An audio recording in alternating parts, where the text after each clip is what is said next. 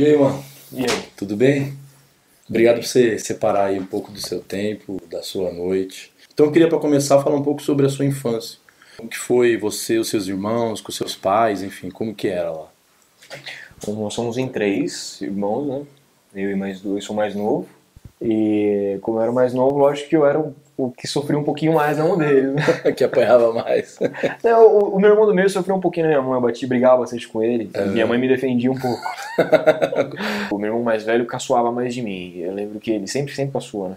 E uma vez eu tava tomando banho, minha mãe me colocou pra tomar banho com ele. E beleza, eu devia ter, sei lá, 5, 7 anos. Criança. É, criança, assim. Uma das vezes, assim, que eu me lembro.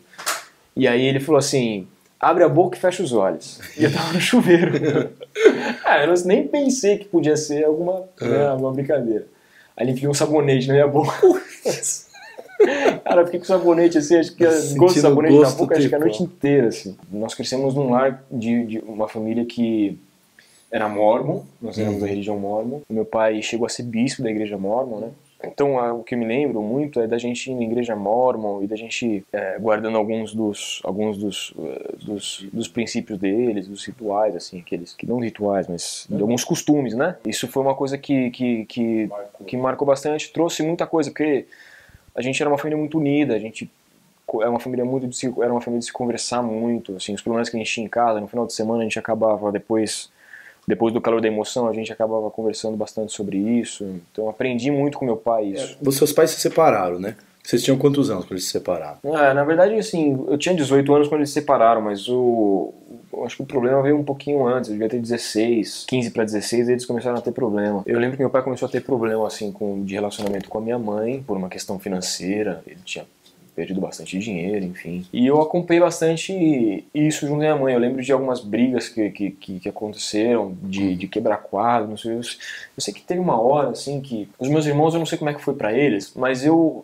tenho a impressão que eu tava mais, que sofri mais ou que tava um pouco mais envolvido. Eu me lembro de um dia, era um dia de noite, e eu ouvia eles no quarto, assim, brigando e quebrando coisa, acho que caiu o quadro da parede, alguma coisa assim. Nós já não frequentávamos mais a igreja mórmon, porque a gente já tinha abandonado, meu pai já tinha abandonado o bispado e a gente já tinha, não estava mais frequentando, né? Cara, eu ajoelhei assim na sala e eu pedia para Deus, assim, desesperadamente para acabar com aquilo, sabe? Chegou um momento que a gente teve que conversar com ele, dizer que não estava dando mais certo, que a gente não aguentava mais aquela rotina. Aí a gente chamou ele na sala, eu e meus irmãos, não tá dando certo e tal, a gente precisa parar com isso, acho que era melhor talvez procurar outro lugar. E aí depois disso, um dia ele pegou as coisas e saiu mesmo. Esse relacionamento com o seu pai, ele influencia de uma maneira positiva ou negativa com os seus filhos? Tem muita coisa do meu pai em mim, como pai. O diálogo, a forma de... Eu me vejo às vezes repreendendo meus filhos da forma que ele me repreendia.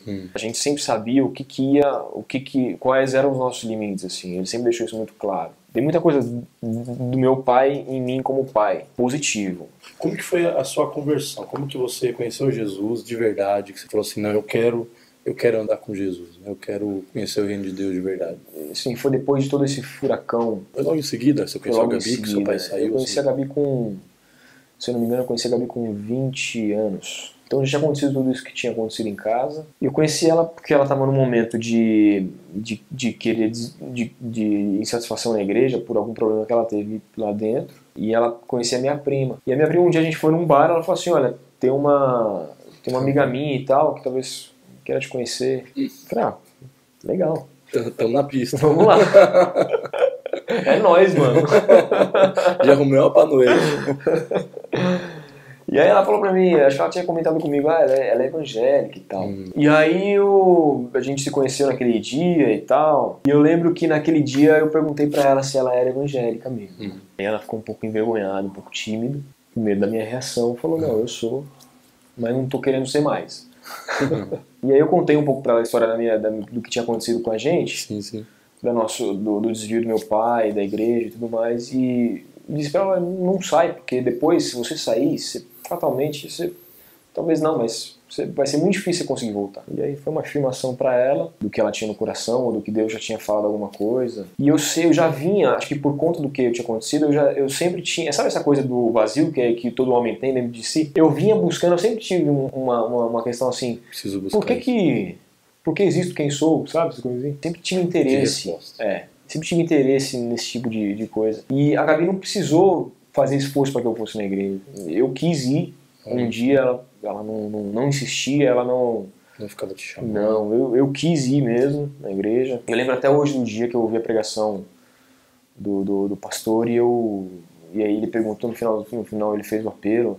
Eu logo levantei, fui muito convicto lá na frente. E foi uma coisa muito rápida, assim. Eu lembro até hoje, nesse momento, assim, de um sonho. A gente vê Deus através da Bíblia, do que a gente ouve de pessoas e tal, Deus falando muito em sonhos. Eu lembro de um sonho que eu tive, nunca vou esquecer esse sonho. Eu tinha muita preocupação de deixar a minha mãe, por conta de tudo que ela tinha passado, saber que ela poderia desenvolver um problema de saúde. E Deus um dia me deu um sonho assim. Perto de casa tem uma rua que é uma descida bem íngreme, e ela culmina na Corifeu, que é uma avenida movimentada, mas é uma rua assim, que se você perder o freio ali, você atravessa ela e do outro lado é uma favela. Nesse sonho, eu tava num carro, atrás do carro da minha mãe. A minha mãe tava nesse carro e eu tava seguindo ela, assim, numa velocidade um pouco alta, e eu tava perseguindo ela porque ela tava em algum apuro dentro daquele carro. Então eu tava atrás dela. Em determinado momento, um pouquinho antes de chegar nessa descida forte, começou a chover, assim, sabe aquela chuva que o para-brisa não vence? Eu não conseguia enxergar mais nada. Assim, tempestade.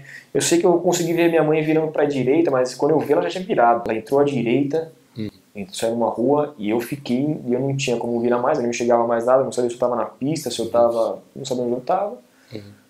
Começou a chover, eu larguei o volante, comecei acho que a chorar desesperadamente, não sabia para onde minha mãe tinha ido, não sabia para onde eu estava indo, falei, agora vai ser o fim, eu vou morrer aqui. E quando de repente parou de chover, o para-brisa venceu, o céu abriu, e eu estava na Corifeu, com o carro alinhado, não tinha carro nenhum, a minha volta, assim, estava alinhado, o céu claro, e aquilo falou muito forte comigo, que eu devia colocar as coisas na mão do Senhor, e que Ele ia dirigir a minha vida, que eu não devia me preocupar. Ele ia tocar o carro, sabe? Tava na mão dele. E aí você teve uma mudança mesmo de comportamento? Pra mim, foi radical. E eu tinha a preocupação de não parecer ser radical pra minha família e para as pessoas que estavam ao meu redor, porque isso fatalmente culminaria numa...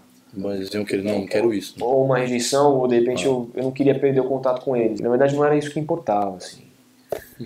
Eu tinha que assumir as minhas convicções e respeitar eles e ser respeitado da mesma forma. E isso aconteceu. Qual foi a maior mudança que o Evangelho causou em você? A forma de eu encarar as outras pessoas, assim. Eu acho que essa, entre tantas, a forma de encarar as outras pessoas. Ainda mais depois que nasceu o Samuel, meu primeiro filho, né? Conhecendo o amor de Deus, pude entender um pouco melhor depois que o Samuel nasceu e aquela coisa, sabe? É isso que Deus sente por mim, sabe? Essa coisa, é isso que eu sinto pelo meu filho. Entendeu mais o amor de Deus. Né? Entendi, é um negócio extraordinário, assim, inexplicável. Né? E isso me fez pensar, é isso que Deus sente por nós, é assim que Deus enxerga a gente, né? Com todo esse amor, me fez entender um pouco mais a cruz de Cristo e entender que Deus olha para as pessoas assim como eu olho para o meu filho, né? E que eu devo entender e, de repente, olhar para essas pessoas da mesma forma, porque é o que Jesus diz. Isso foi uma mudança definitiva. Que dificuldade trouxe para você você tomar essa decisão na sua vida? Eu acho que não é fácil para nenhum cristão, na verdade. Assim, a pessoa que ela nasce no berço cristão, para ela é natural falar do Evangelho, falar de Jesus. Para nós não, para nós que eu digo assim, para quem não é evangélico e tem a conversão no meio do caminho, muitas vezes a gente chega na igreja com um preconceito dentro da gente, né? A gente mesmo tem de tudo que houve, algum tipo de preconceito com relação ao evangelho, com relação à igreja. A história da igreja é marcada por uma porrada de escândalos. Então é difícil você assumir no primeiro momento que você se converte, assim, sabe? Chegava, pô, me converti e na próxima festa da família eu vou falar que eu sou cristão, que eu não bebo mais cerveja, que eu não fumo mais maconha, que eu não quero mais ir pra balada e que eu não pego mais mulher. Eu lembro que minha família, os meus irmãos, eles são muito sarristas, assim. Então eles tiravam muito sarro de mim. Porque você tá dando dízimo. Uma série de brincadeiras que eu levava na brincadeira mesmo, mas que conforme a minha conversão foi acontecendo de fato, e conhecendo mais, e tendo mais experiência com Deus, e isso foi ficando mais intolerável para mim.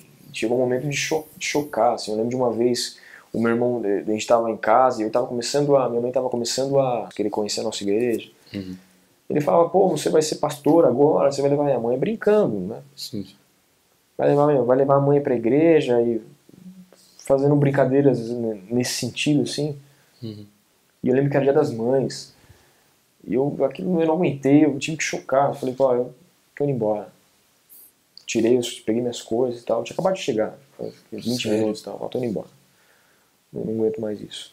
Peguei, e depois nunca mais, cara. Ele brincou, assim, esse tipo de coisa, sabe? Então, as coisas foram ficando mais intoleráveis à medida que a gente vai ficando mais maduro e a nossa conversão vai acontecendo de verdade, assim. E lendo a palavra e o QSI é uma coisa que vocês também ensinam no QSI. Uhum. A gente não tem que ter resposta para tudo, não. A gente não tem que ter... A gente não tem que ser... Um teólogo. Um teólogo, E quando as pessoas caçam da gente, a gente não tem que responder com um versículo bíblico. A gente tem que tentar ser Jesus no nosso dia a dia, para as pessoas que estão em volta, não só para os meninos de rua, para os garotos de rua. A gente tem que ser Jesus para quem está à nossa volta. E é isso que Deus tem falado comigo e é isso que eu tenho tentado fazer, assim. Obrigado. Valeu. Deus te abençoe. Amém.